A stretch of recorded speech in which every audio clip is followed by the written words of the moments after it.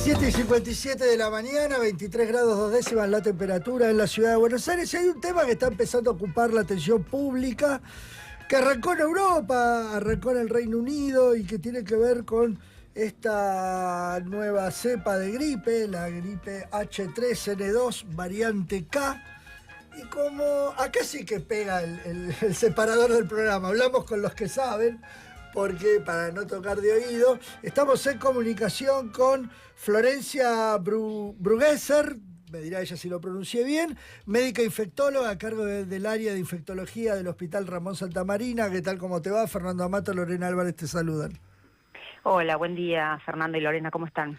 Bien, bueno, hay mucho, ¿será como el COVID, no será como el COVID? ¿Cuál es la gravedad de esta gripe H3N2? ¿Qué nos puedes contar de eso? Bueno, obviamente, genera un poquito de incertidumbre, pero bueno, el influenza H3N2 es el influenza que nosotros conocemos y que es el virus estacional.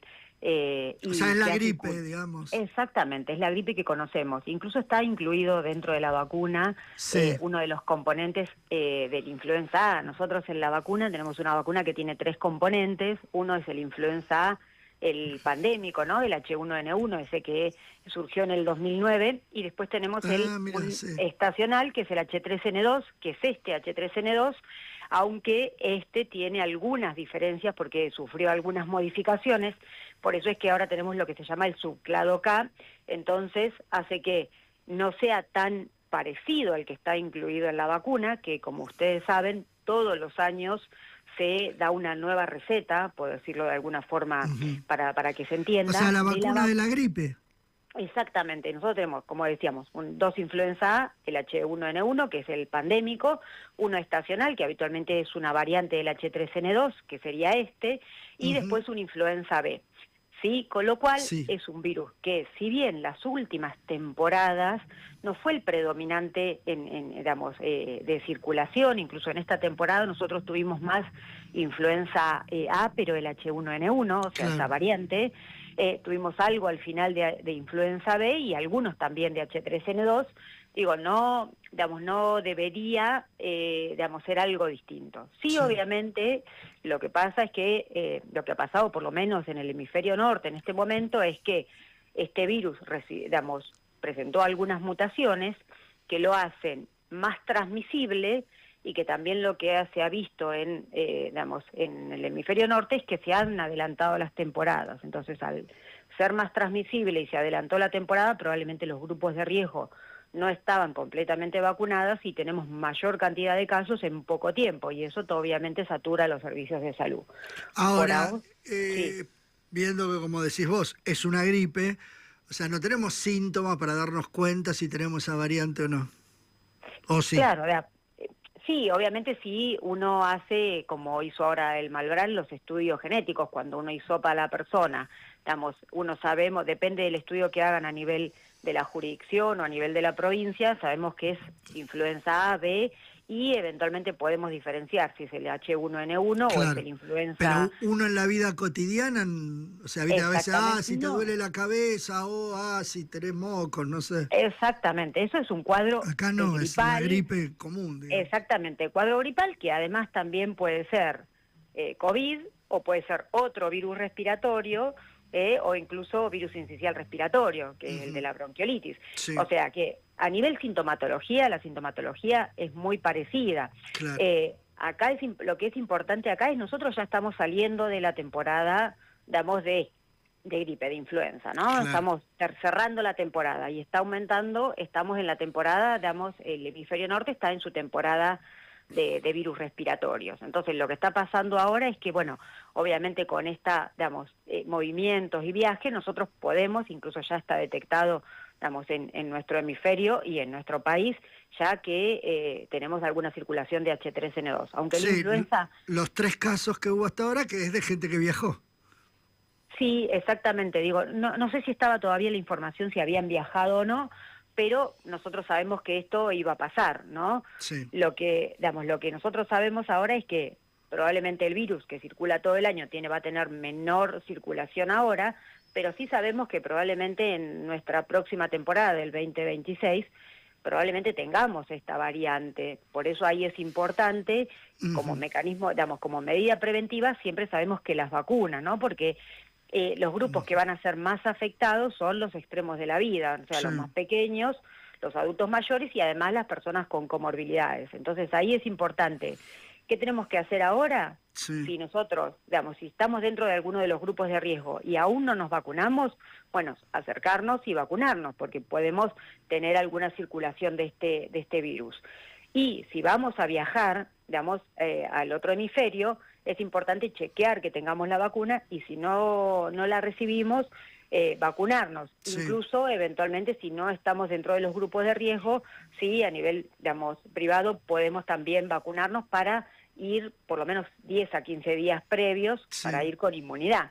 Igual me da un poco de miedo lo que decís, porque en este mismo programa hemos venido hablando ya hace unos meses de toda la movida antivacuna que hay para que un montón de enfermedades que no había y están volviendo porque la gente no se vacuna.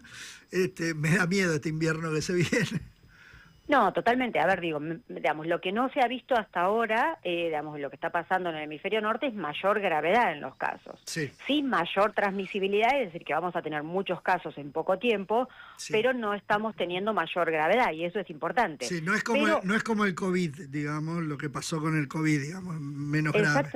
Exactamente, y además tenemos una vacuna que ya sabemos que lo va a incluir y que, aunque puede haber algunas diferencias, y eso significa que puede ser que no tenga la efectividad que se piensa, sabemos que para los cuadros graves y las internaciones la efectividad sigue siendo muy importante. Claro. Con lo cual acá la recomendación es, ni bien en la próxima temporada tengamos la vacuna disponible, vacunarnos lo antes posible. Nosotros sabemos que aproximadamente en el mes de marzo ya empieza a estar disponible la vacuna y entonces quizás muchas veces lo que pasa en el invierno es que la vacuna empieza a estar disponible y las personas se empiezan a vacunar recién cuando empiezan a aumentar los casos, con lo cual estamos llegando ahí tarde. Entonces ahí es importante saber que podemos tener podemos tener esta variante, que vamos a tener probablemente mayor cantidad de casos, entonces prevenir y vacunarnos tempranamente en la temporada.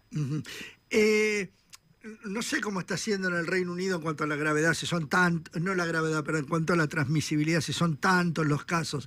Pero nosotros, bueno, supongo que con algunas medidas que se tomaron en su momento para el COVID, ¿estamos preparados para muchos casos de gripe?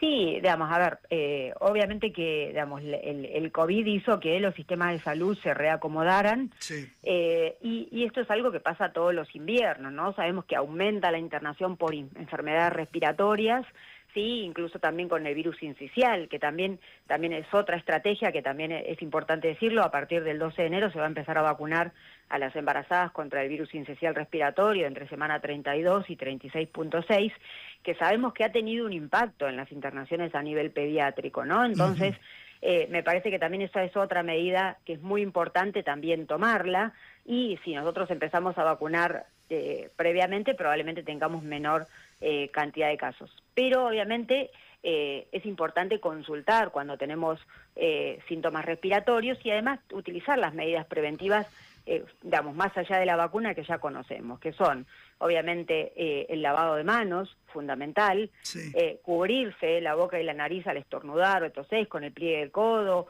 o con pañuelitos descartables, y además utilizar barbijo, que es una medida importante si yo tengo síntomas o si soy dentro de los grupos de riesgo y voy a ir, por ejemplo, a guardias hospitales por otros temas o voy a estar en lugares donde puede haber personas enfermas, y además también no concurrir a trabajar o utilizar barbijo si estoy con síntomas respiratorios para obviamente evitar la diseminación de los virus. Estas medidas son importantes y obviamente también los sistemas de salud se van a reforzar, se refuerzan todos los años cuando comienza el invierno, porque se sabe que hay un impacto en mayor cantidad de internaciones y en mayor cantidad de consultas. O sea, prestar atención pero no entrar en pánico. Exactamente, prestar atención, este es un virus que conocemos, probablemente sea más transmisible, probablemente tengamos mayor cantidad de casos, pero tenemos medidas para enfrentarlo y obviamente principalmente los grupos de riesgo, estar vacunados, consultar precozmente ante sintomatología, ¿sí?, para evitar complicaciones. Florencia Brugueser, muchísimas gracias por este contacto con Pasos Perdidos. No, por favor, gracias a ustedes por llamar. Hasta luego. Hasta luego. Estás